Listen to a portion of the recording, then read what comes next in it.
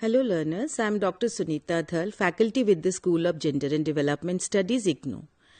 Today I am going to discuss one of the basic and important philosophical foundations of doing social science research.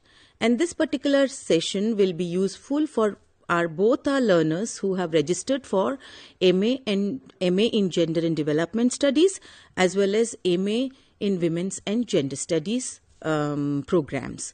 And I could say that, both the MAs, in MA in Gender and Development Studies learners, you must be having the paper on research methodology in gender and development, that is MAWGSR 005.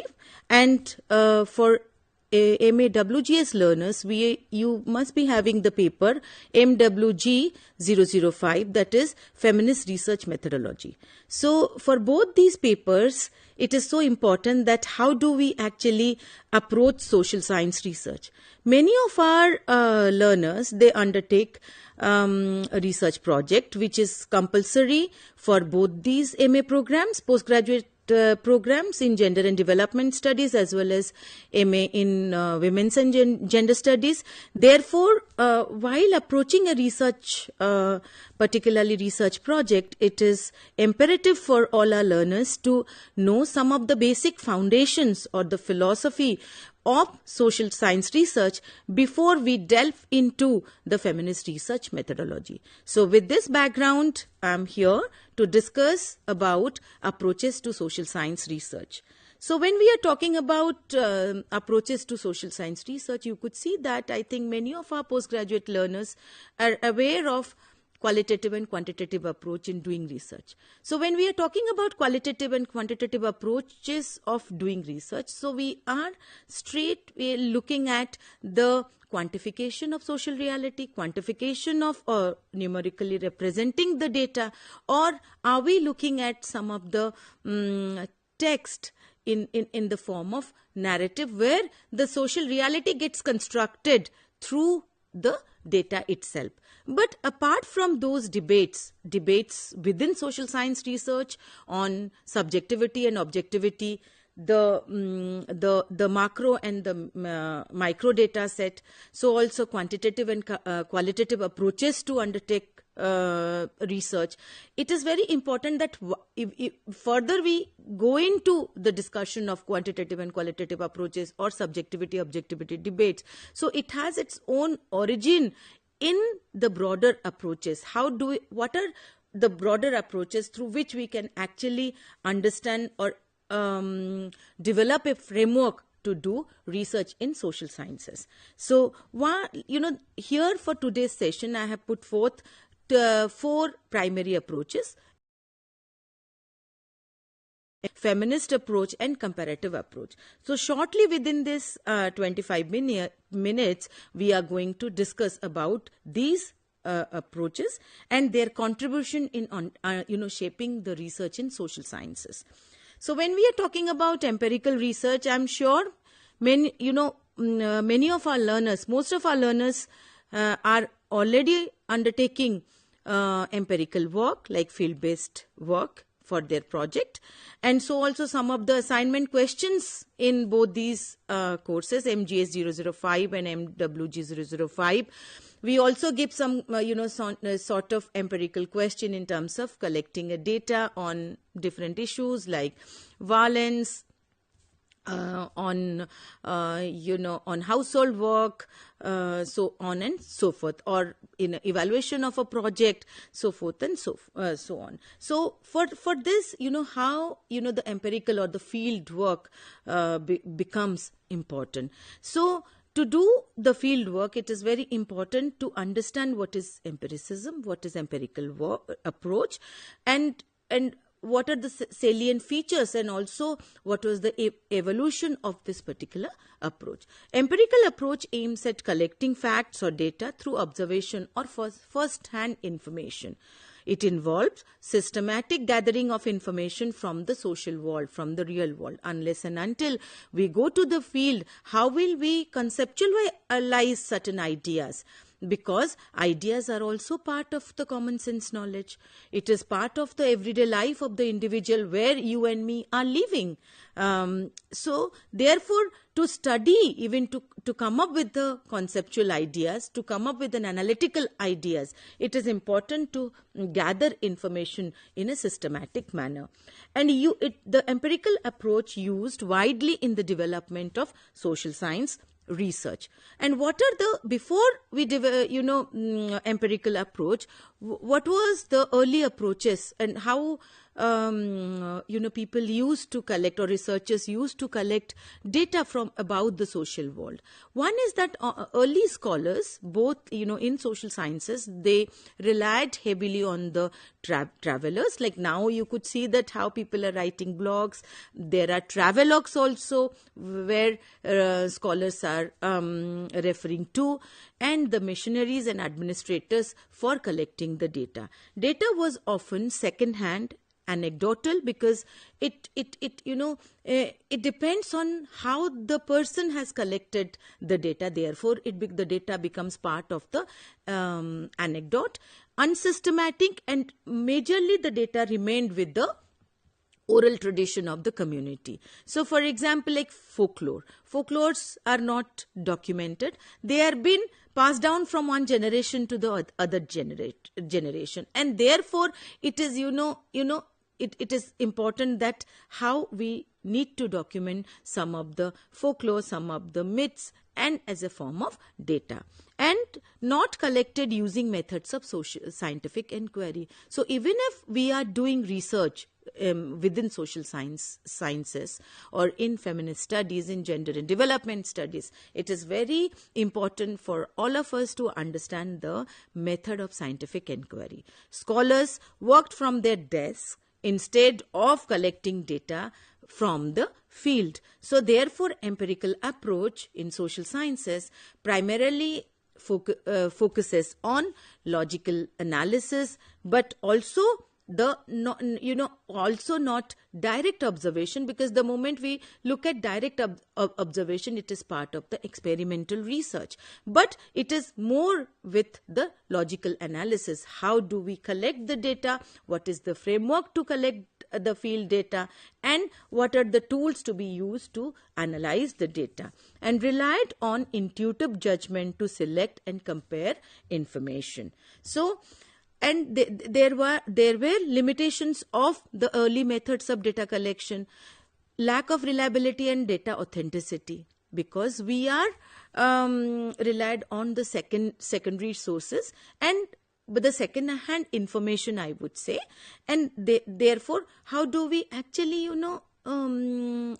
how do we understand the subjective biases which are involved in the process of data collection? Is it possible? Think about it. Is it possible to differentiate between subjective biases vis-a-vis the objectivity or the value neutrality of the data? Then biases in selecting the data, which means biases in choosing the sample, inconsistency, the way data was collected, maybe a particular geographical area, maybe a particular cultural group, but are the samples being represented? These are some of the important questions that we need to also address before the data which was collected prior to the empirical approach. And note standardized scientific method. So, and also there was a growing criticism of armchair methods, that without visiting the field, how do scholars understand or come up with ideas or concepts? Because ideas and concepts cannot be isolated from the society or from the real world where we live. Scholars insisted on, therefore, on first-hand, systematic and scientific method of data collection. And more emphasis was put on rules, objectivity and data accuracy. The more, for example, I give the example of data accuracy here, that the larger the sample, then you could understand that more, maximize the content, the more will be accurate data you can get. Similarly, minimize the context and maximize the content. This is the approach we follow in quantitative research. In qualitative research, maximize the context and minimize the content. So, because the whole idea is that how to get an accurate data from our research studies. What are the features of empirical research? One is direct observation, and as I said, standardized procedure, verified and repeatable methods, objective and minimal bias, authentic and reliable facts. That unless and until we have these features built into the framework of our research, then we can't claim that data is accurate, and therefore empirical method has an importance in social science research, or empirical approach has an importance in doing social science research.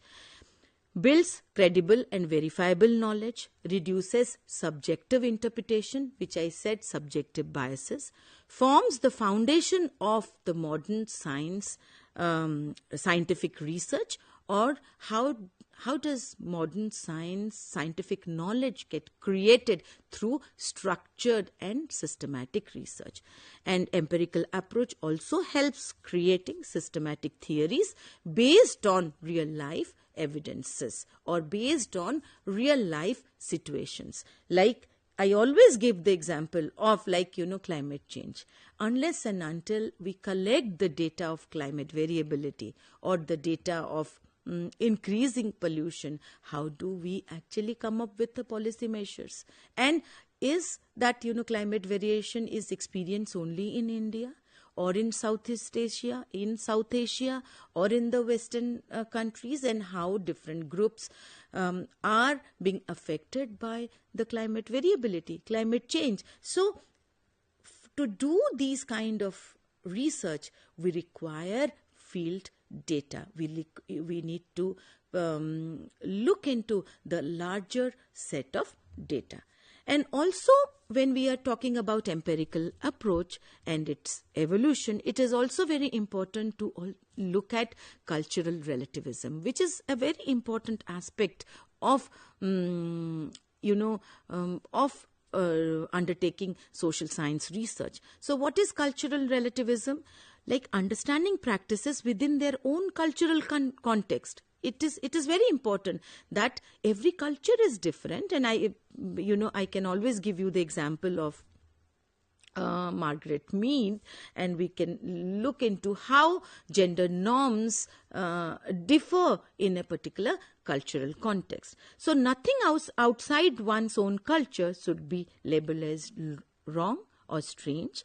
And cultural relativism develop as a response to biased data collection, like ethnocentrism. So ethnocentrism means viewing one's own culture as the correct way of life. But how do we overcome these obstacles of cultural relativism, obstacles of particularly ethnocentrism, as social science researcher or as social scientist? So one of the important concept we can refer to, which is also part of the first block of MGS-005, that is Research Methodologies in Gender and Development Studies, Margaret Mead's contribution, and I have taken it from there only, from the self-learning material. Margaret Mead challenged the Western gender norms in her work Sex and Temperament in Three Primitive Societies. She showed that how gender roles differ widely across societies. What is considered masculine or feminine is very much culturally constructed, and it is something which is not it is not natural, or it is not standardized. Regardless of later criticism of Mead's accuracy, her work challenged, even if there was a critique of Mead's work on data accuracy, so her work challenged myths of natural gender roles, like how there is a gender division of labor, but that gender division of labor can be different in different cultural context, particularly maybe in primitive or pre-industrial society vis-a-vis the industrial society and progressing towards the modern society. So cultural relativism here helps avoid ethnocentric perception or ethnocentric judgment. So here it is very important that how do we look at cultural relativism, is that how do you perceive a particular role, particular identity in a context, but at the same time that it is also very important for us to look at how MIT's work also challenge the gender roles, which can be natural or which can be universal every way. And further we may look into the distinction between common sense and the knowledge. So our understanding of the social world begins with self-perception, where that how self-perception or a common sense knowledge create or influence a scientific knowledge. Therefore, here, while approaching the social science research through empirical work, it is important for us even to look at that ideas do not float free of the social reality. And therefore, it is very important that when empirical approach progresses or evolved, so it created a kind of a distinction or difference between common sense knowledge vis-a-vis the modern scientific knowledge, which was created in different institutions in the West, so also in countries like ours. What is common sense? Which is based on everyday perception, not always grounded in causal analysis. But science focuses on causality, not common sense knowledge or superficial appearances. So where looks for deeper pattern which goes beyond individuals or the society. Now let us look at how do we look at the role of natural and social sciences in while doing research. So both focus on underlying causal mechanisms. Natural sciences doesn't rely on the surface similarities or differences, and natural sciences aims in creating, because it believes in positivism. The framework is the empiricism or positivist framework of undertaking the data, of analyzing the data, collecting the data. So therefore it aims at identification, classification and explanation of the social phenomena. Explanation of the social phenomena. So here, how do we align social science research with common sense knowledge? Like when we looked into natural sciences, where natural science believes in classification, like believes in direct observation, classification and identification of the data. But at the same time, that how do we see how social sciences aligns with the common sense knowledge? Sometimes research findings match everyday beliefs, but in such case, science seems to say the obvious. Like in natural science, it says the obvious, which is universal, which appears the same everywhere. But these findings may become a part of everyday knowledge. But social scientists do not just study beliefs, culture, rituals, rites, role, identity, socialization process, social structure, so on and so forth, but they study patterned behavior, complex social issues. Like I could give the example coming from gender studies, domestic violence or the sexual harassment at workplace, or the gender inequity within institutions, or in women in science, or how do we interpret law from a gender perspective. How do we look at or study social action, which is part of our everyday interaction, and the question of ethics, like the ethical issues pertaining to research in terms of where the subjective biases should not be part of the research process. How do we look at the confidentiality of the research participants. Then move on to moving from empirical research. Now let us look at what is participatory research, and it is a very significant approach in terms of understanding participatory research in social sciences. Participatory research assumes that its methods make the research a road towards social transformation. That if we have to have social transformation, it is important or imperative to initiate participatory research, because it creates a dialogue between the researcher and the research subject, and both researcher and research subjects are part of the research process. Gives an impetus to a process of social learning, education, consciousness raising of those involved in the research process. So in the participatory research, the researcher herself, himself, themselves are part of the research process along with the research subject. So how would you reflect the need of the participatory research in every organization? Like, before we carry out a participatory research, how do we actually incorporate that in the research framework? Maybe we can take opinions of local leaders like community leaders, people or community themselves, government agencies, or the sponsoring institutions. And there is a history of evolution of participatory research. So emergence of the participatory approach, we refer the works of educators like Ivan Illich and Paulo Freire. Their works are so important, and learners, I would suggest that you can read their works, who opposed the idea, like Paulo Freire's work particularly, who opposed the idea of schooling, and who argued that there could be a alternative pedagogy, like, maybe open learning, open school learning could be an alternative pedagogy, and we could see where it can facilitate the learning which can be built, which can be created from the bottom-up approach, and it is more learner-centric in nature. So they facilitated parallel discourse between the teacher and the students or the learners, like, the teacher and the to be taught. It is not that, how a teacher is going to teach, but how a learner or a teacher, how material or a text can be transacted. It is the pedagogic methodology as well as how learner-centric approach that we can create. A group of educators of adult learners came up with the term of participatory research, where, like, that was in fact the evolution of participatory approach in social science research.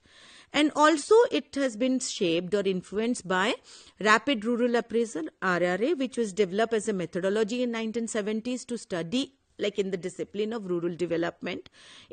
And it influenced the or shaped the farming systems research, particularly farmers first approach, which has been put forth by, like, Robert Chamber, like farmers first approach, that how do farmers look at agriculture, sustainability, sustainable farming, organic farming, and what is their knowledge, and how these knowledge can be studied, can be incorporated in the agricultural system.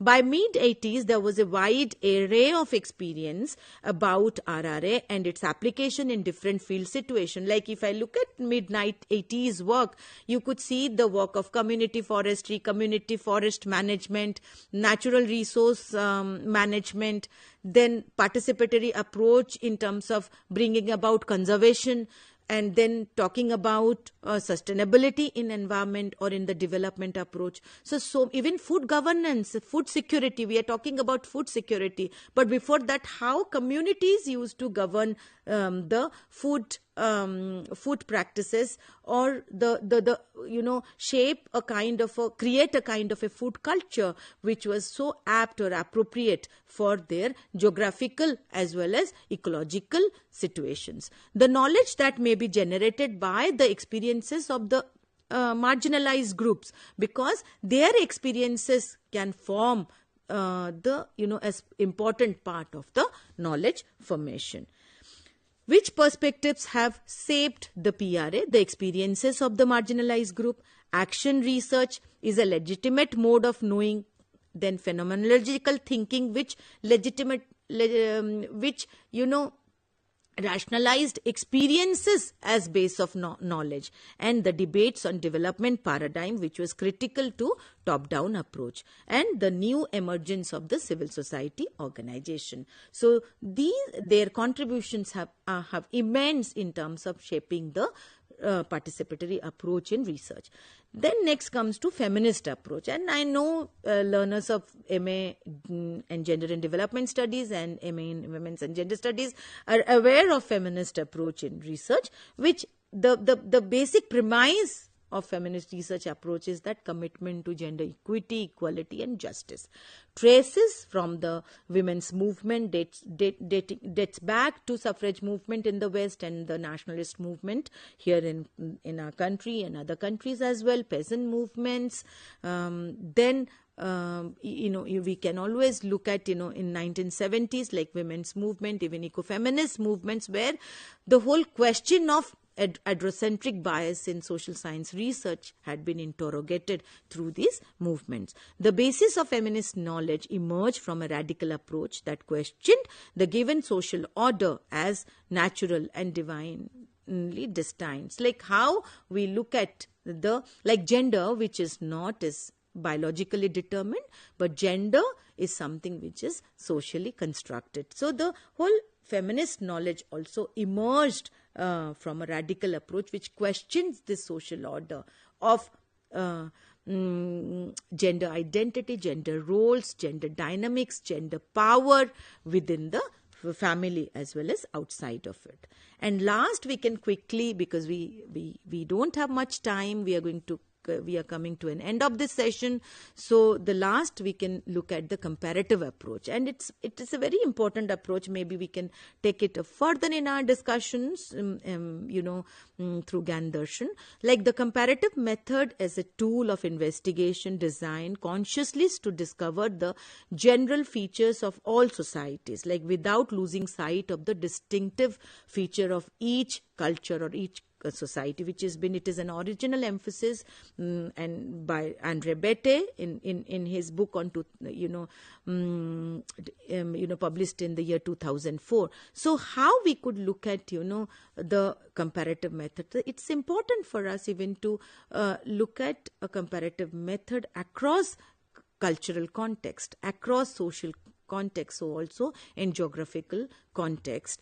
And Andre Bette then raises is whether this limitation can be overcome by recommending different methods of observation. Is there a particular way, like how do we look at different methods of observation, description of the data, description of the narrative, like feminist scholars use narrative as a form of data collection. It is a valid source of, like, experience could be a valid source of data. So, and comparison to persons rooted in different geographical location, different cultural and social context. And therefore, we could see that how comparative method is also important for us.